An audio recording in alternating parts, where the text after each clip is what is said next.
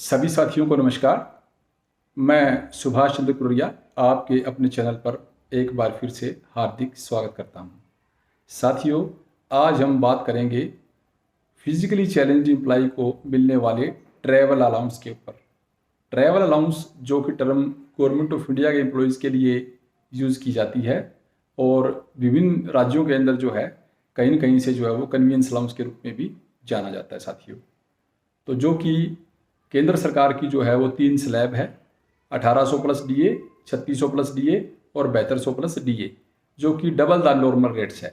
यानी जो general employees को जो ट्रांसपोर्ट अलाउंस मिलता है उससे डबल जो है वो पीडब्ल्यूडी एम्प्लॉइज़ को दिया जाता है। वहीं अलग अलग राज्यों में जो है वो कन्वीनियंस अलाउंस के रेट है वो अलग अलग हो सकते हैं। साथियों, जैसे कि हरियाणा के अंदर जो है वो बेसिक पे का 10%, सब्जेक्ट टू मिनिमम ऑफ 2500 और maximum of 7500 plus DA applicable time to time. तो साथियों, ये रेट्स तो जो 7th CPC जो लागू हुआ था उससे उसी के साथ जो है वो आप सभी साथियों के बीच में है और आप इस सुविधा का लाभ भी उठा रहे हैं।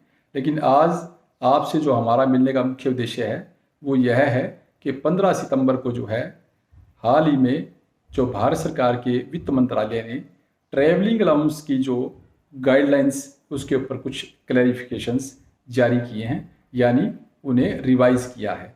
उसमें जो महत्वपूर्ण जो बिंदु है वो क्या है साथियों, कि पूर्व में जो है वो पीडब्ल्यूडी एक्ट 1995 में जो वेरियस काइंड ऑफ डिसेबिलिटीज़ दी हुई थी उसके आधार पर जो है वो आपकी एंटाइटलमेंट बनती थी, यानी उन कैटेगरीज के साथियों को ही कन्वीनियंस अलाउंस या ट्रैवलिंग अलाउंस की फैसिलिटी का जो है वो लाभ मिलता था। लेकिन अब भारत सरकार द्वारा जो है इसे रिवाइज कर दिया गया है और अति प्रसन्नता के साथ आप सभी से साझा कर रहे हैं कि जो नई गाइडलाइंस है उसके अंदर जो एक्ट के अंदर विभिन्न प्रकार की दिव्यांगता की जो श्रेणियां शामिल की गई है दिव्यांग अधिकार अधिनियम 2016 में, उन सभी लगभग सभी जो है दिव्यांग श्रेणी के दिव्यांग कर्मचारियों को अब ट्रैवलिंग अलाउंस की फैसिलिटी का लाभ मिलना शुरू हो रहा है।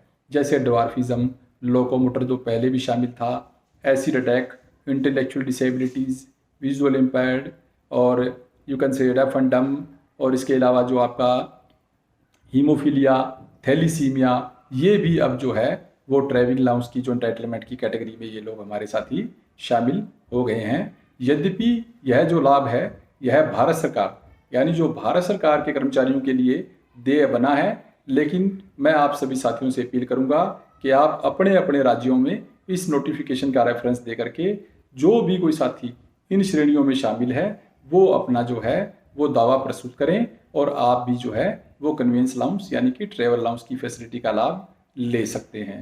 पहली बात। दूसरी जो सबसे बड़ी बात साथियों वो यह है कि अब भारत सरकार द्वारा पूर्व में जो है ट्रांसपोर्ट अलाउंस या कन्वीनियंस अलाउंस लेने के लिए जो मेडिकल अथॉरिटी से रिकमेंडेशन ली जाती थी उस कंडीशन को अब विड्रा कर लिया गया है। यानी अब यदि कोई दिव्यांग कर्मचारी है और उसके पास दिव्यांगता का प्रमाण पत्र है तो वह अपने एचओडी को वो दिव्यांगता के प्रमाण पत्र के आधार पर आवेदन दे और एचओडी जो है उसे यह फैसिलिटी देगा।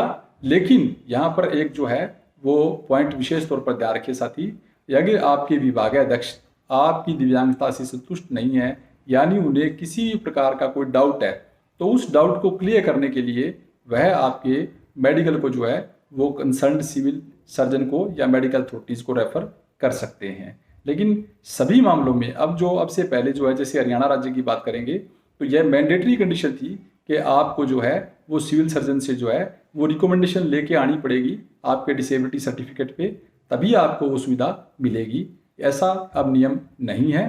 केवल जहाँ पर कोई डाउट हो या एचओडी किसी प्रकार की कोई वेरिफिकेशन करवाना चाहते हैं तो ही आपको जो है वो सिविल सर्जन अथॉरिटी को रेफर करेंगे, वहाँ से वेरिफिकेशन करवाएंगे। उसके लिए आप क्लियर ऑन ड्यूटी जाएंगे और यदि आपका जो सिविल सर्जन का ऑफिस है अगर वो जरूर से ज़्यादा दूर है तो आपको आने जाने का टीए भी उसके अंदर जो है वो देय होगा, ऐसा नियम है। तो साथियों, आज इतना ही। इसे ज़्यादा से ज़्यादा आप शेयर करें ताकि सभी साथियों को इस सुविधा के बारे में जानकारी मिले और निकट भविष्य में हम किसी भी प्रकार की जो है वो असुविधा का सामना ना करते हुए इसका लाभ उठा सकें। बहुत बहुत धन्यवाद साथियों। जय दिव्यांग अधिकार, जय उमंग, और जल्दी ही आपको नए वीडियो में नए दिव्यांग अधिकारों की अपडेट्स के साथ मिलेंगे।